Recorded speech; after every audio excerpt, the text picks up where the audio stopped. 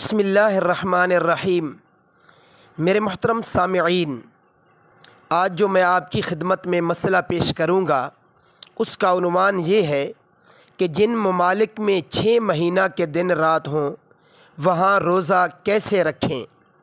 تو میرے محترم سامعین، یہ مسئلہ آپ ذہن نشین فرما لیجئے کہ دنیا کے جن خطوں میں 6 مہینہ کے دن رات ہوتی ہے وہاں نماز روزہ کے اوقات کے تعین کے لیے قریبی معتدل اوقات والے ملک کو معیار بنایا جائے گا، اور رات دن کے بارے میں وہاں کے نظام الاوقات کے مطابق نماز روزہ وغیرہ ادا کیا جائے گا۔